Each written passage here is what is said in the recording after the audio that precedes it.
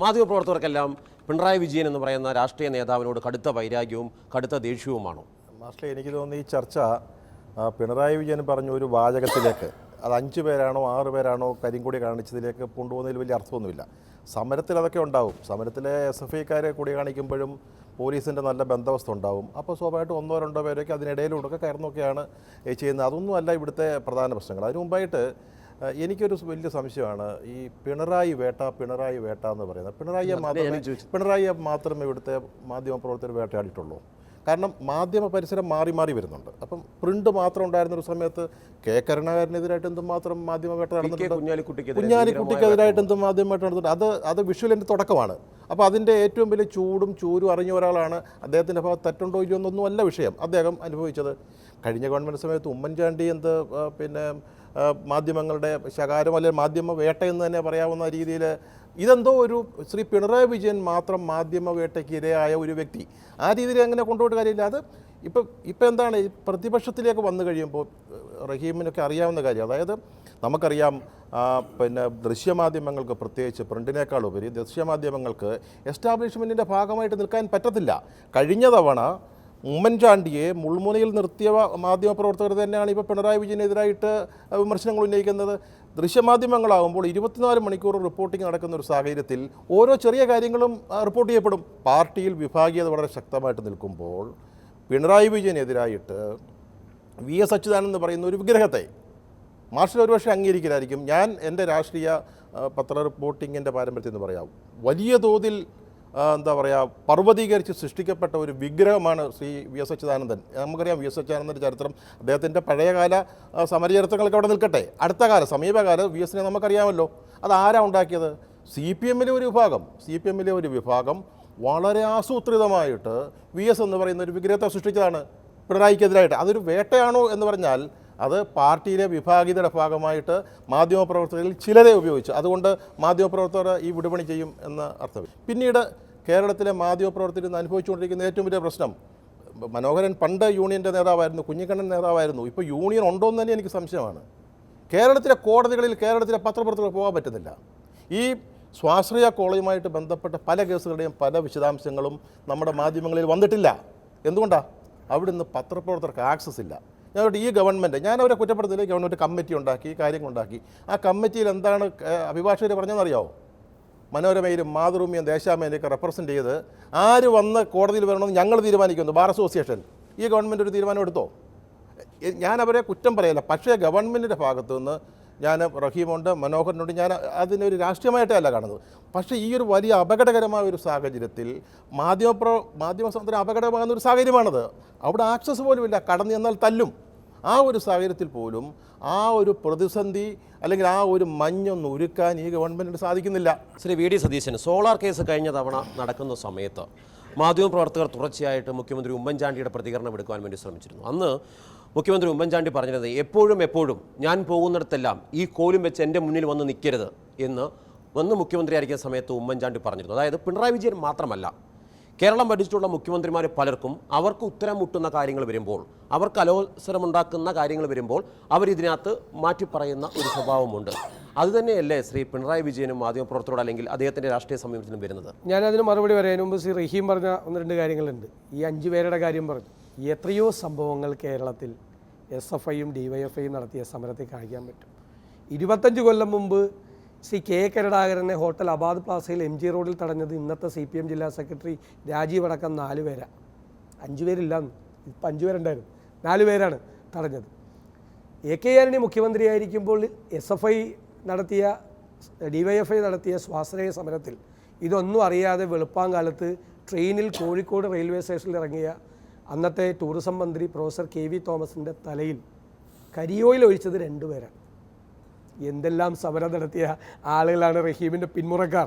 അതുകൊണ്ട് എണ്ണം പറയല്ലേ. പക്ഷെ മാർഷൽ പറഞ്ഞത് തന്നെ അത്ഭുതപ്പെടുത്തി. ചോദ്യം, എല്ലാ ബുധനാഴ്ചയും എത്രയോ മണിക്കൂർ നേരം തൻ്റെ മന്ത്രിസഭാ യോഗം കഴിഞ്ഞ് പത്രപ്രവർത്തകരെ കണ്ടിരുന്ന ആളാണ് ശ്രീ ഉമ്മൻചാണ്ടി.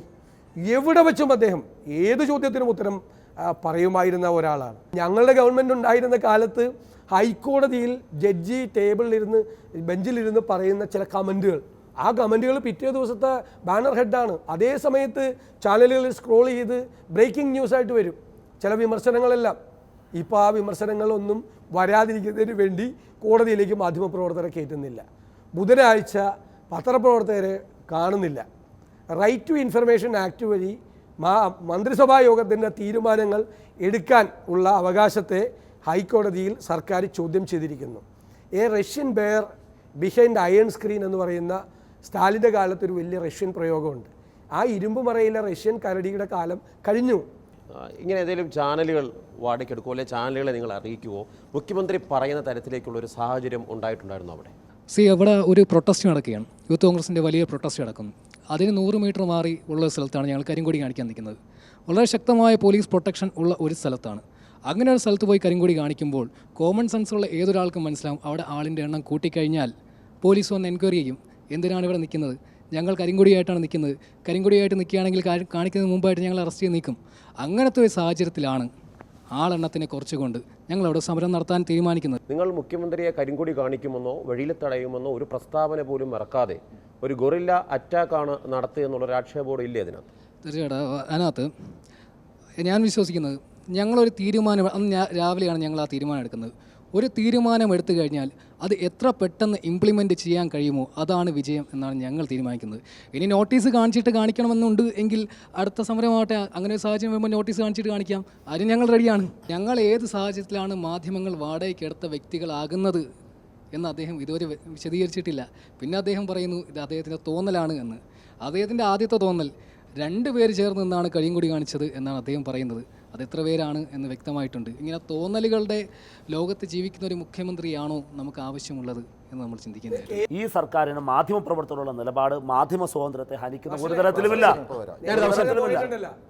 പറഞ്ഞ പോയിന്റ് ഇർവിൻ വാലസിന്റെ ഏറ്റവും പ്രസിദ്ധമായ നോവലാണ് ഓൾമൈറ്റിയിലാണ് വാർത്ത ക്രിയേറ്റ് ചെയ്തിട്ട് പത്രപ്രവർത്തകൻ തന്നെ ക്രിയേറ്റ് ചെയ്തിട്ട് പിന്നീട് വാർത്ത ഉണ്ടാക്കുന്നത്. ഇപ്പോൾ ഈ പിണറായി പറഞ്ഞത് ആ രീതിയിലാണ്. അങ്ങനത്തെ ഒരു മാധ്യമ പ്രവർത്തനമൊന്നും അല്ല കേരളത്തിൽ. അതിനെക്കുറിച്ചുള്ള പരാതിയില്ല. കുറച്ചുകൂടി ക്വാളിറ്റേറ്റീവ് ഇംപ്രൂവ്മെന്റ് ഉണ്ടാകാം എന്നുള്ളതാണ്. അല്ല, ഈ മാധ്യമ പ്രവർത്തനത്തിന് കേരളത്തിലായാലും ഇന്ത്യയിലായാലും വല്ലാത്തൊരു മൂല്യത്താർച്ച സംഭവിച്ചു എന്നുള്ള അഭിപ്രായമൊന്നുമില്ല. പക്ഷേ ഈ വിഷയമായിട്ട് ബന്ധപ്പെട്ട് തന്നെ ഇപ്പോൾ യൂത്ത് കോൺഗ്രസ് വ്യക്തമാക്കിയിട്ടുണ്ട് 5 പേര് അവർ തന്നെയാണെന്ന് വ്യക്തമാക്കിയിട്ടുണ്ട്. പക്ഷേ 2 ചാനലുകളെ ഉണ്ടായുള്ളൂ. അല്ല, തെറ്റ് അല്ല എന്നാണ് അദ്ദേഹം പറഞ്ഞത്. 2 ചാനലുകളെ ഉണ്ടായുള്ളൂ. ഞാൻ മനോരം പറയുന്നതിനോട് യോജിക്കും. ഒരു കാര്യം തുറന്നു പറയാം. DYFI ആണെങ്കിലും SFI ആണെങ്കിലും KSU ആണെങ്കിലും യൂത്ത് കോൺഗ്രസ് ആണെങ്കിലും അവർ സമരം നടത്തുമ്പോഴും അവർ കരിങ്കൊടി കാണിക്കുമ്പോഴും അവർ മുൻകൂട്ടി മാധ്യമപ്രവർത്തകരെ അറിയിക്കാറുണ്ട്. അല്ലല്ല, മാധ്യമപ്രവർത്തകരെ അറിയിക്കാതെ ഒന്നും മാധ്യമപ്രവർത്തകരുടെ ഈ ഓഫീസിൽ നിന്നും ജോത്സ്യന്മാരൊന്നുമില്ല. ഇത് പണ്ട് ഇന്ന് ഇവർ കരിങ്കൊടി കാണിക്കാൻ സാധ്യതയുണ്ടെന്നൊന്നും വെച്ച് വരുന്നതല്ല. എല്ലാ റഹീം അടക്കമുള്ള ഞങ്ങൾ സമരം നടത്തിയപ്പോൾ മാധ്യമപ്രവർത്തകരെ അറിയിച്ചിട്ട് മുഖ്യമന്ത്രി അവിടെയാണ് ഞാൻ മാധ്യമങ്ങളുടെ വിഷയത്തിലേക്ക് വരുന്നത്. ഞാൻ പറയുന്നത് മാധ്യമങ്ങൾ 2 പേർ മാത്രമായി പോയി എന്നുള്ള ഒരു വളരെ പ്രസക്തമായിട്ടുള്ള കാര്യമുണ്ട് അവിടെ. കാരണം അത് അത്തരം അനാരോഗ്യമായ പ്രവണതകൾ ചിലപ്പോഴെങ്കിലും ചില മാധ്യമ പ്രവർത്തകരുടെ ഭാഗത്ത് വരുന്നുണ്ട് എന്നുള്ളത് അങ്ങനെ ഒരു ചിന്ത അദ്ദേഹത്തിന്റെ ഭാഗത്തുണ്ടായി. അപ്പൊ ഇവിടെ ആ കമ്മ്യൂണിക്കേഷൻ വളരെ അതിലെന്തോ ഗോപ്യമായിട്ടുള്ള ചില കാര്യങ്ങൾ ഉണ്ട് എന്നുള്ള നിലയിലുള്ള ഒരു സംശയം അദ്ദേഹം പ്രകടിപ്പിച്ചു. ആ ഒരു വിഷയം ഇവിടെ ഞാൻ പറയാം. ശ്രീ ഉമ്മൻചാണ്ടി പറഞ്ഞ ഒരു കാര്യം കൂടി ഞാൻ ഇവിടെ ഒന്ന് പറയേണ്ടതുണ്ട്.